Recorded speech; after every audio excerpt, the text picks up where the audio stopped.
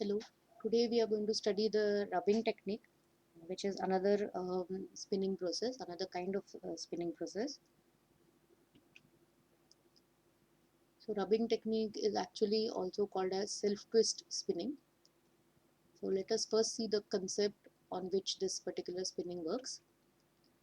So, what we see here is a pair of rollers. These are the ones are called as rubbing rollers, which would actually it's a concept which can make a yarn. So what kind of yarn it might make. So let us see that. First of all, we should know that the rubbing rollers are rotating in this way, this manner, as if they are delivering the material.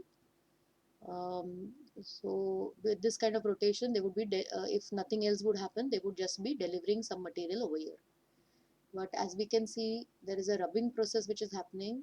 That means the roller not only are rotating but are oscillating sideways here. So when the rollers are rotating as well as oscillating, what happens is they would be delivering the material, but at the same time they would be inserting some kind of twist into the material that is passing through. So imagine that the rubbing rollers are, the top roller is oscillating once from right to left and then left to right. Then in that situation, what will happen is it will produce a twist once in, say, S direction, and when it is moving in the opposite, it would provide a twist in the material in the Z direction. But then as you can see, there is some zone where there is absolutely no twist here. So in this case, what is happening is when the rollers reach the end from, say, left to right, and then before returning, there's a momentary gap there. So because of that gap, this particular zone with zero twist is appearing here. So what you'll see is in the output material, you will see material twist in the S direction, then zero twist, then Z direction, zero twist, S, then zero and Z, and so on.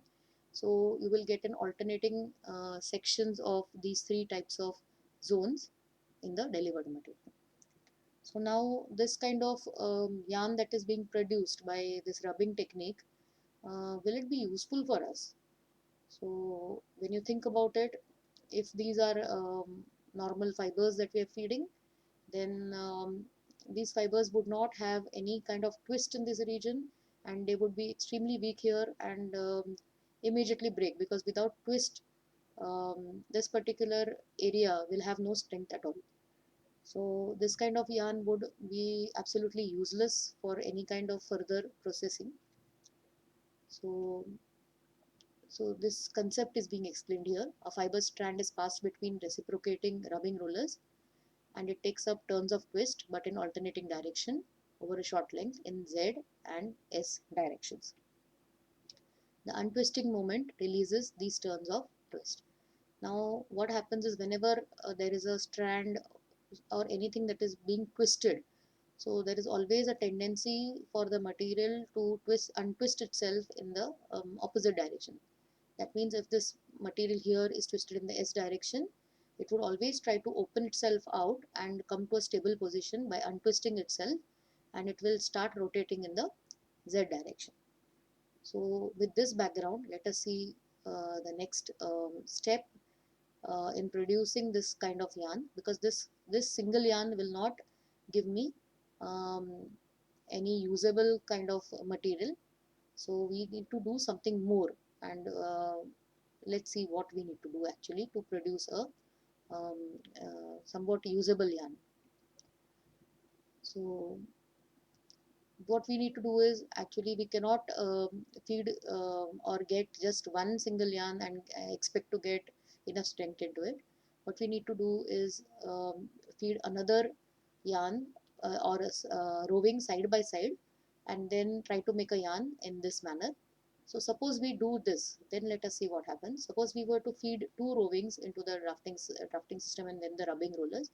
What will happen is both these strands roving that is coming out after drafting will get same kind of twist, one in the Z direction, then again there will be a region where it will be in the, there will be no twist, and again S, and so on, alternating just like the previous case. But one change will happen. That is, since these are being fed side by side very close to each other, as we saw in the previous slide, that each material that is twisted, any material that is twisted in a, say, any direction, will try to open itself and achieve a stable position by untwisting in the opposite direction. So this is what is being shown here, and the untwisting moment will act on both these strands which are there very close to each other. So you can see here, when it starts untwisting, what you see is the doubling or the plied yarn that you get is going to be, the direction is going to be S twisted, and in this region, since there is no twist in both the strands, it will remain straight as it is without any twist, so there is no doubling twist here. And in this region, you can see, since there was an S twist originally in the single yarn, it will try to untwist itself over each other, and what you get is a Z twisted doubled yarn. So this is how the resulting yarn will look like if nothing else is done. But again, we see that there is a same problem, that there is some area here where there is no twist in either of the two strands.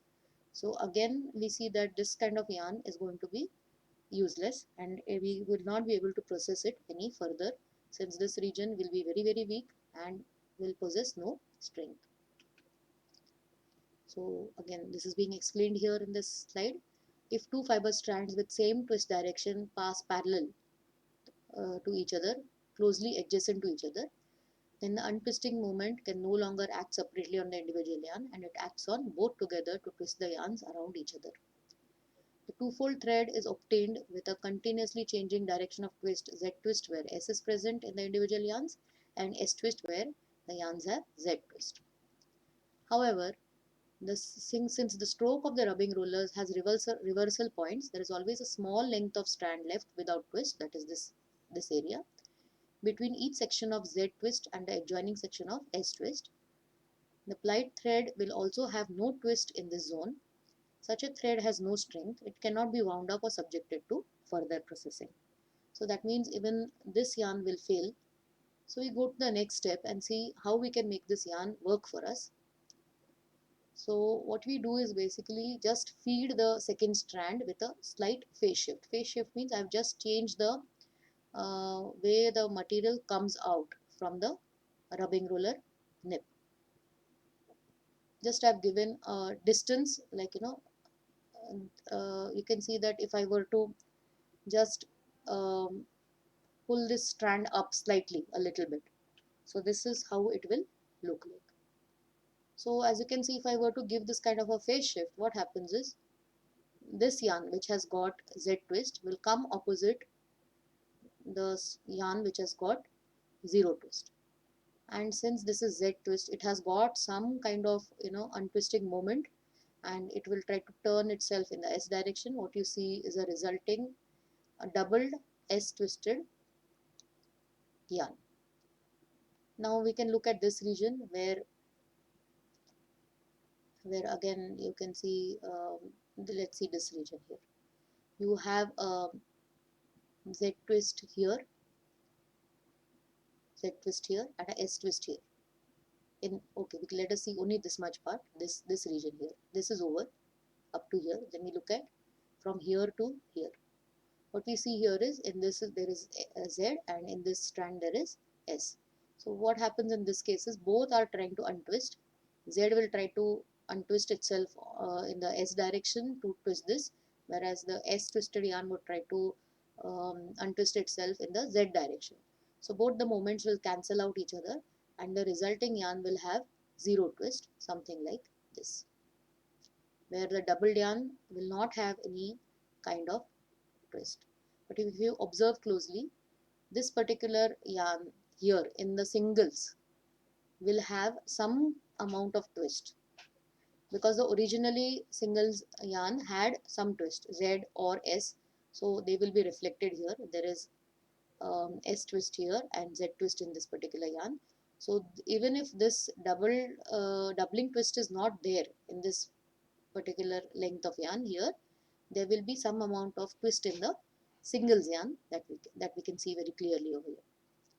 Then again we come to the next region where there is no twist in this strand and there is S twist in this So what will happen is this S twist will become dominant. It will try to rotate itself, untwist itself onto this, and what you get is a doubled Z yarn, Z twisted double yarn. So when you look at the final yarn, it will look like this.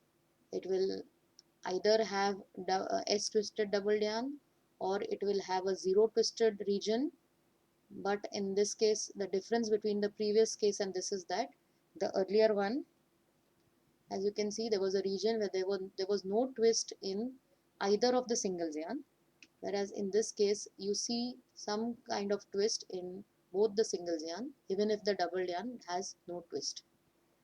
Then you see this region where you have a again a double yarn having a Z twisted um, direction, or the Z twisted double yarn in this region. So you have a yarn where, of course, this area will be slightly weaker than the other regions, but still it will have some kind of strength which is better than the earlier yarn that we could produce. So what we've learned here is that when we are using a rubbing technique, we need to feed, the first thing to remember is that we need to feed two strands side by side very close to each other, and the second condition is that we have to give some amount of phase shift so that we get some kind of usable yarn with enough strength.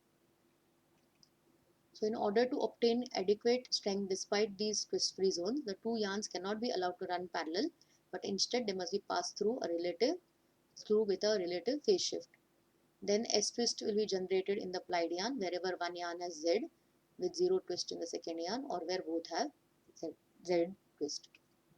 Similarly, plied yarn will have Z twist wherever at least one yarn has S twist, or where both have S twist. If a yarn section with S twist is combined with a section with Z twist, which cannot be avoided, the torsion forces stabilize each other so that no plying twist results, that is this region where there is no plying twist. So all the three cases have been explained here. Then let us come to what kind of characteristics can you expect from a twist spun yarn. First of all, twist spun yarn cannot, this method cannot give you a singles yarn. It will always be a double or a two-fold yarn. So the two-fold yarn obtained with this process consists of three successively arranged zones. Folded yarn with S twist arising from two yarns with Z, with one in the yarn exhibiting a short twist-free length. Two yarn sections lying parallel to each other without plying, one yarn having S and the other yarn having Z twist. Folded yarn with Z twist, where the yarns have S twist with one of the yarns again exhibiting a short twist-free length. So you can see these three regions wherein if the doubled yarn is say S twist, so one of these yarns will have no twist in this region, whereas the other one will have twist in the opposite direction. In this region, there will be no doubling twist, but there will be some twist in both the singles yarn. Again, when you come to this region, you'll find that there is one of the strands which will have no twist in it, whereas the other one will have some twist in the S direction, and the doubling twist will be Z. So this is what is explained in these three statements here. And so what we see is, instead of a large weak point, three smaller weak points have been created. The two-fold yarn has adequate strength to permit winding up, but not for further processing. For that purpose, it must be twisted again. So if you want to really use it for proper processing in the next stages, what we need to do is we need to twist it again, and this is done by another twisting process. One more twisting process is applied after making of this yarn, and that can be either a doubler or a 2-for-1 twister. This 2-for-1 twister we shall learn in this semester only, in the other section of your syllabus. So the commercial name of this kind of a rubbing technique, the concept used, and the machine that is commercially called as Repco spinner. So what you see here is this sketch of the machine. So we'll see what are the parts here. 8 roving strands, that is these are the 8 rovings, 8-head machine it is, run from a creel marked as 1 here into a double apron drafting arrangement. It will go through this drafting arrangement which is shown here, marked as 3, where they are drafted in a normal drafting range. Once the rovings are drafted, there is a friction assembly, rather you can call it the rubbing rollers that are there here, which is there after the drafting system, and it consists of two reciprocating friction rollers. When the fiber strands pass through this device, they are alternately twisted, like the concept we have seen before. Before turns of twist can cancel out each other, the strands are brought together in pairs with a phase shift. As we know that we need to have two strands side by side to make this kind of yarn. So these 8 rovings are going to produce only 4 yarns, 4 double yarns. So each of the roving pairs are taken together with a phase shift between the two strands, and what we get um, is the double yarn. This produces the previously described self-twist two-fold yarn. The 4 yarns proceed to a winding device 5. This is a winding device where they are wound onto a cross-wound package. This process is suited only to spin long staple fibers, since it doesn't have enough strength. So we will have to go for long staple fibers, and that too mostly wool. And that is why this machine was more popular in the worsted spinning mills. So let us come to the last slide, that is the specifications. The spinning positions were 4 or at the most 5. The delivery speed went up to 300 meters per minute. Raw material could only be wool or synthetic fibers. We cannot go for short staple fibers, that is cotton. So count range would be in the again doubled and in the coarser region. Feedstock is a roving. Type of yarn that you get is a plied yarn or a two-fold yarn. The yarn characteristic, it is a full and round, and there are twist variations as we have seen. Like some areas doesn't have the double twist and so on, so some kind of twist variation will be there. The field of use would be outerwear and pullovers. Advantages are that it consumes low energy, space requirement is very low. At the same time, the personnel or the operator demand is very low, and also it does not produce a lot of noise, so it's a low noise process. The special features are the preparatory machines of the mill are retained. You don't need any preparatory machines, because we are eliminating the doubling process here. The yarn is being spun and we are directly getting a two-fold yarn here. Although we need to have another twisting machine um, after the Repco machine, so that we are able to make a yarn which could be processed. So the remarks are, it is used in the worsted spinning sector mostly. So you will not find this machine in the cotton spinning mills. So this is all for today. Thank you very much. Before that, let us just, yeah, this slide, let me just clarify here. So we have this process group we have seen today, which is a third in the sequence. It is a spinning process is called as self-twist spinning. The company designation or the company name is Repco. The yarn type that we get again here, just like the earlier one, twist spinning, we are getting a two-fold yarn, and twist is alternating twist, and yarn twist is given or imparted by mechanical twisting. So again, this row is very clear. So today we have completed the first 3 process groups, and next time we will see the adhesive process. Thank you.